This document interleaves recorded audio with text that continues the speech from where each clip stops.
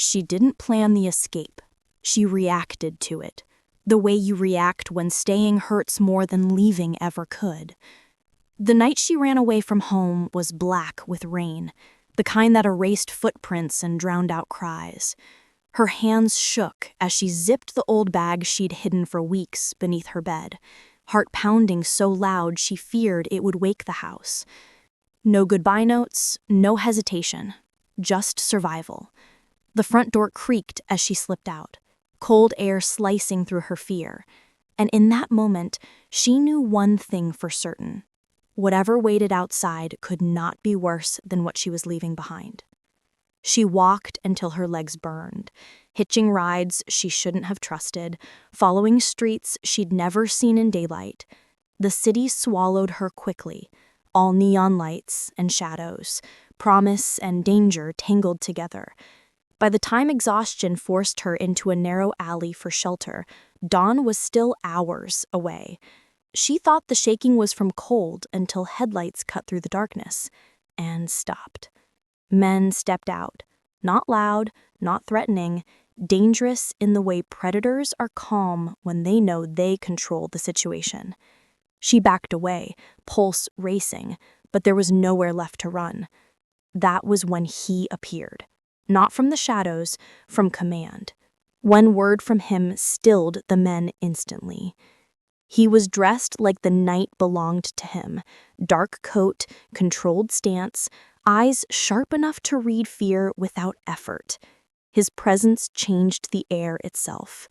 "Leave," he said quietly. They obeyed without question. She should have run then. Instead, she froze. His gaze lingered on her. Not hungry, not cruel, but assessing. Dangerous in a different way. "You're lost," he stated, not asked. She shook her head. "No," she whispered. "I ran." The honesty surprised them both. He studied her for a moment longer, then did something worse than threaten her. He offered help. "Come with me, or someone else will take advantage of you before sunrise." Fear warred with instinct. She followed him not because she trusted him, but because something told her refusing would be fatal. The car ride was silent, heavy. City lights blurred past, each one pulling her further from the life she knew. She noticed the way the gates opened before them without delay, the way guards nodded instead of questioning, the way power moved invisibly around him. When the car stopped, she stared up at a mansion that looked like safety disguised as excess. This was when understanding hit her, sharp and terrifying. She hadn't escaped danger. She had run straight into the Mafia's world. And the man who saved her wasn't her rescuer. He was its king. By the time she stepped inside, the door closing behind her sounded permanent, like fate sealing its choice. And somewhere deep inside she sensed it. Running away had been easy. Surviving what came next would cost everything. Morning arrived without comfort. She woke in a room too large to feel safe. Silk curtains filtering sunlight she didn't recognize, the silence heavier than any shouting she had left behind. For a few seconds, panic surged, the instinct to run again, until memory returned, like a warning bell. The alley, the men, him. She sat up slowly, fingers clutching unfamiliar sheets, heart pounding. Everything in this place smelled expensive and controlled. Nothing here existed by accident, including her. A woman entered without knocking, calm and efficient, carrying clothes that didn't belong to her. "You're expected downstairs," she said gently, though expectation felt like a command. Dressed in borrowed elegance, she followed hallways that seemed designed to confuse, to remind anyone walking them how small they were. Guards stood at intervals, eyes forward, hands relaxed but ready. No one stared at her, but everyone noticed. That was worse. The man from the alley waited in a private dining room, dressed now in daylight authority, tailored suit, restrained expression, composure earned through violence she didn't need to see to believe. He didn't stand when she entered. He watched. "Do you remember my name?" he asked. She shook her head. "Dominic Russo," he replied, "and this house exists because people listen when I speak." He explained nothing about why he'd helped her, only what survival required now. This world ran on rules. No wandering alone, no questions asked of guards, no leaving the property without approval. The casual way he said it terrified her more than threats ever could. She challenged him once, bravely or foolishly, she wasn't sure. "I didn't agree to stay." He met her gaze, unreadable. "You agreed the moment you followed me," he said evenly. She learned quickly that fear here was subtle, woven into politeness and silence. Servants moved like shadows. Conversations paused when Dominic entered rooms. Power followed him invisibly, bending everything around his presence.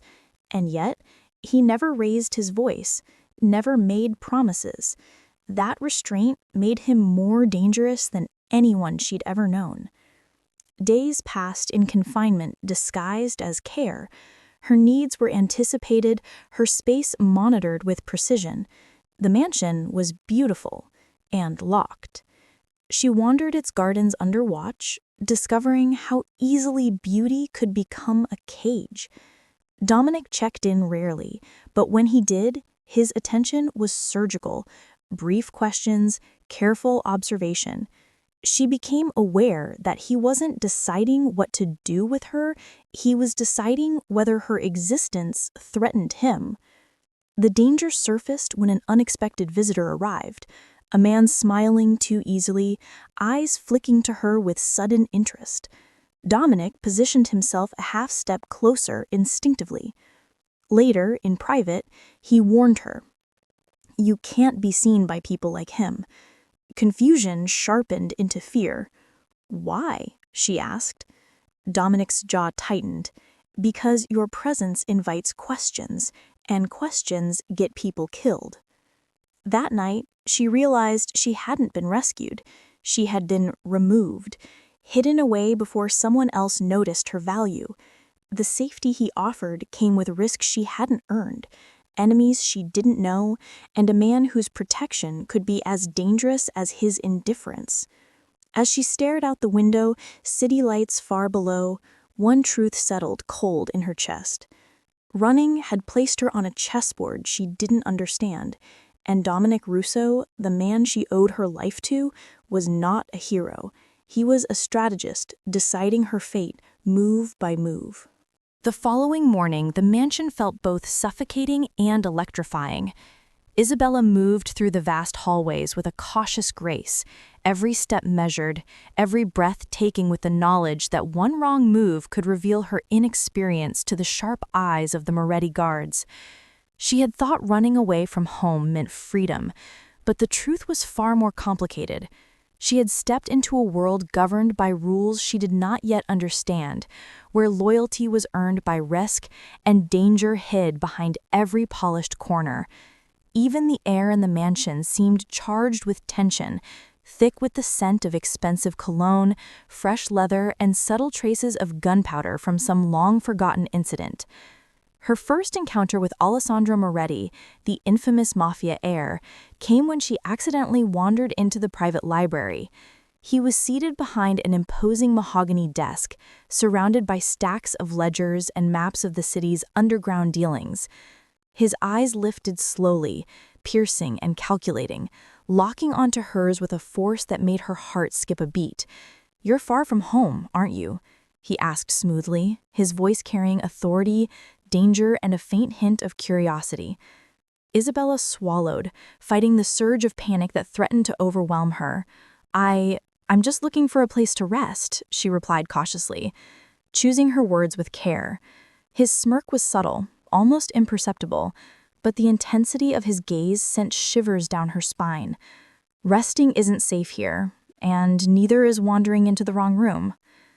The first hours were a test of composure. She had to learn quickly how to navigate the mansion's hidden passages, the schedules of its staff, and the subtle warnings in Alessandro's gaze. Every movement felt like being watched through a magnifying glass, every word she spoke measured for hidden meanings. She realized, with a mix of fear and fascination, that Alessandro was a man who observed everything, not just her actions, but the very pulse of the room, the micro-expressions on the staff's faces, and even the faintest tremor in her voice. Yet there was a strange magnetism in his presence, a power she couldn't ignore, a danger that thrilled her despite the knowledge that one misstep could have deadly consequences.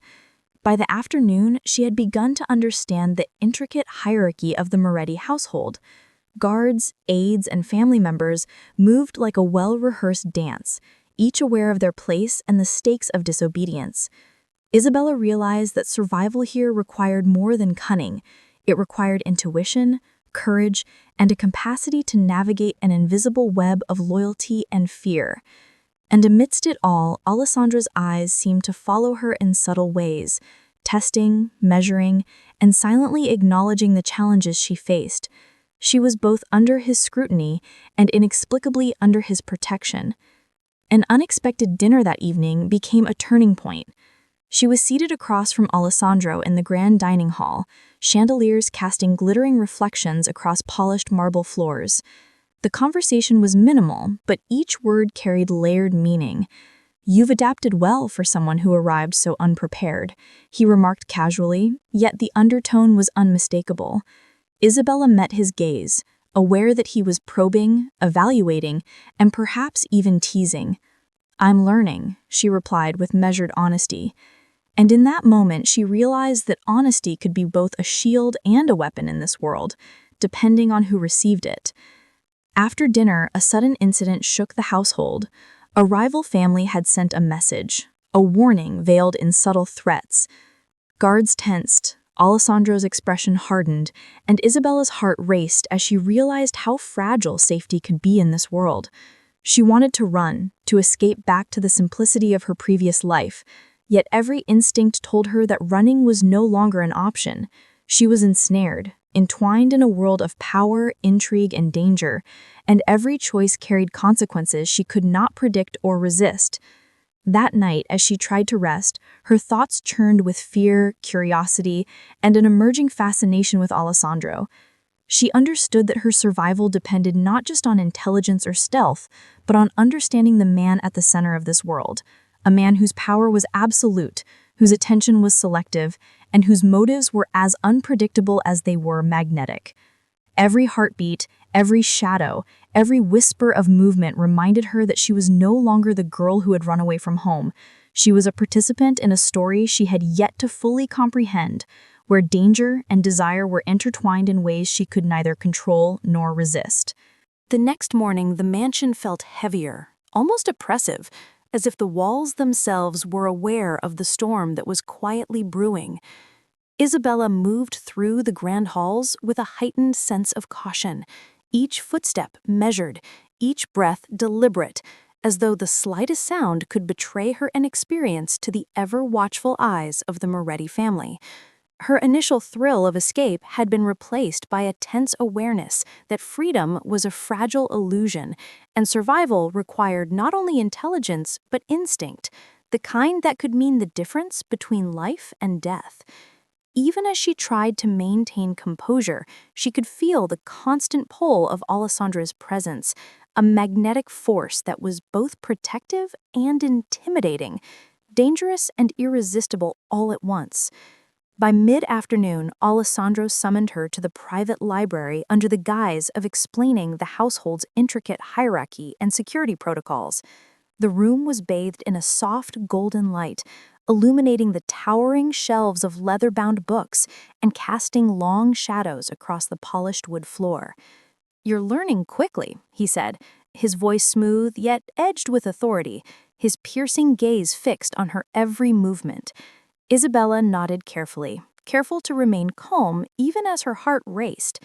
"I'm doing my best," she replied, each word deliberate, measured, a fragile shield against the unpredictable currents swirling around him. Alessandro's eyes lingered on her for a moment longer than necessary, as if gauging not just her competence, but her resolve, her courage, and perhaps even her vulnerability. The first true test came unexpectedly that evening. A subtle warning arrived in the form of a rival family's emissary, a message designed to unsettle, to provoke, to hint that Isabella's presence was now noted outside the walls of the mansion. The guards tensed. The air thickened with tension, and Alessandro's expression sharpened into something that sent a shiver down Isabella's spine. She realized fully that the world she had stepped into was not one of mere observation, but of constant calculation, where every glance, every whisper, every action could trigger consequences far beyond her comprehension. Fear and fascination mingled in her chest, a volatile combination she could neither deny nor fully understand. As the evening progressed, she found herself assigned to observe the interactions of the Moretti family in preparation for a strategic meeting. The mansion, once a place of opulent calm, had transformed into a labyrinth of unspoken rules and subtle dangers. Every movement of a family member or guard carried weight, and Isabella learned quickly that one misstep could unravel her position entirely. Alessandro appeared periodically, sometimes silently from the shadows, sometimes overtly, his presence a constant reminder of both authority and the magnetic tension that pulsed between them. Each encounter left her simultaneously terrified and captivated, aware that her mission, her survival, and her heart were now inextricably linked. The emotional intensity escalated further when she accidentally overheard Alessandro speaking to his lieutenant about threats from rival families. The conversation was technical, precise, and chilling, outlining potential moves that could alter the balance of power in the city's underground world. Isabella's stomach knotted. She realized she was in far deeper than she had imagined, entangled in a web of danger and power far beyond a runaway girl's comprehension. Yet she could not look away, could not ignore the strategic brilliance and quiet command that defined Alessandro, a man whose mind was as lethal as his presence was alluring. Later that night, Alessandro approached her in the private garden, the air crisp and scented with wet earth after a brief rain. Lanterns cast soft glows on the marble path, shadows dancing across his sharply defined features. "You're adapting," he said, voice low and measured. "But adaptation is only half the battle. The other half is understanding that in this world, trust is both weapon and vulnerability. One misstep, and you could lose everything, even your life." Isabella's heart raced, her pulse echoing in her ears. "I understand," she said, her voice steady despite the churn of fear and fascination inside her. He studied her silently for a long moment, the weight of unspoken meaning in his gaze making her shiver. The night ended with a quiet tension that lingered long after Alessandro disappeared back into the mansion's shadowed halls. Isabella realized that she was no longer merely surviving. She was entwined in a story of power, danger, and attraction that she could not control. Every glance, every subtle gesture, every measured word carried consequences she was only beginning to comprehend. And as she stood alone in the garden, the cool night air brushing against her skin, she understood with a mix of fear and exhilaration that her journey into the world of the Mafia had just begun, and that the path ahead was fraught with peril, desire, and secrets that would challenge everything she thought she knew about survival, loyalty, and the human heart. The following days blurred into a tense, high-stakes rhythm where every step Isabella took was shadowed by danger, and every glance from Alessandro carried a weight she could not ignore. The mansion, once a place of grand opulence, now felt like a labyrinth of threats, secret passages and hidden agendas.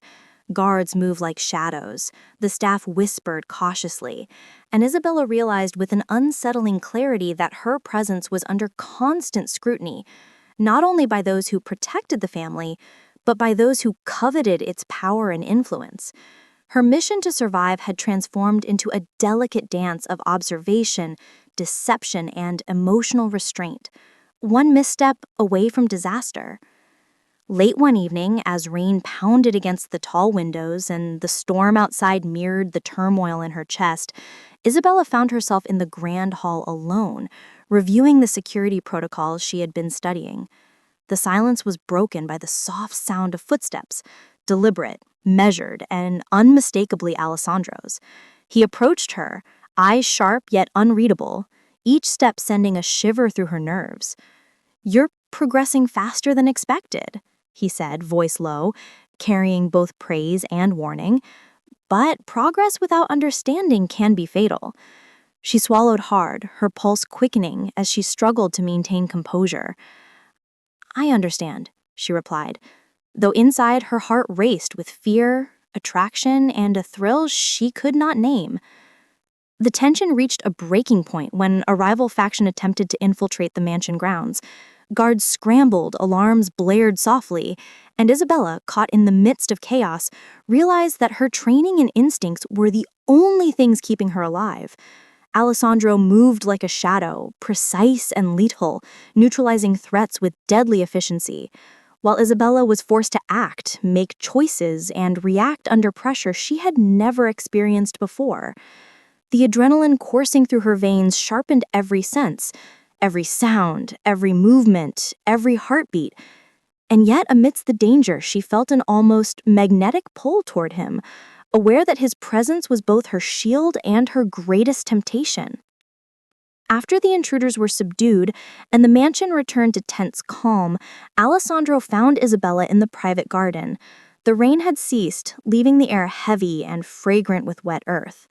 Lanterns cast soft pools of light on the marble pathways, shadows dancing around them. He stood close, yet a distance remained, charged with unspoken words and unacknowledged feelings. "You performed well under pressure," he said quietly, eyes locked onto hers. "Most would have faltered. You, however, you adapted." Isabella's chest tightened. Praise from him was rare, deliberate, and heavy with meaning. "Thank you," she whispered, heart pounding. I just did what I had to do." His gaze lingered, intense, almost probing, as if weighing her very soul. That night, alone in her quarters, Isabella replayed the day's events in her mind. The danger, the adrenaline, the subtle touches, the lingering glances. Every interaction with Alessandro had a gravity she could not escape, and every moment of shared risk drew them closer in ways neither could articulate.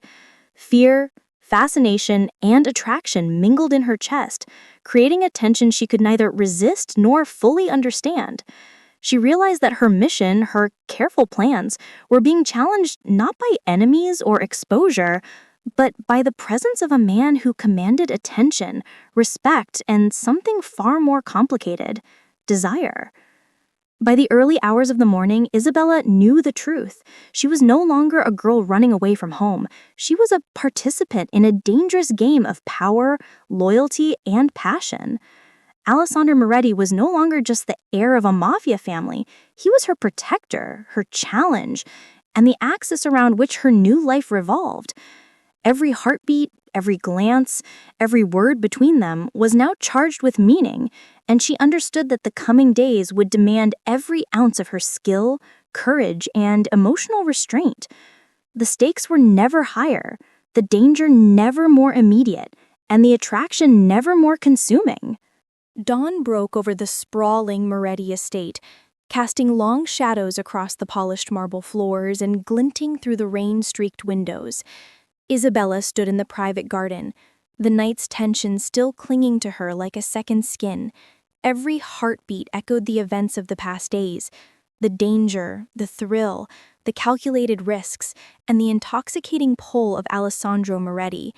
She had entered this world seeking freedom from her old life, yet she had found herself bound by forces far more complex and compelling than she could have imagined. Each step she had taken, each decision she had made, had led to this moment, a moment charged with suspense, vulnerability, and unspoken desire.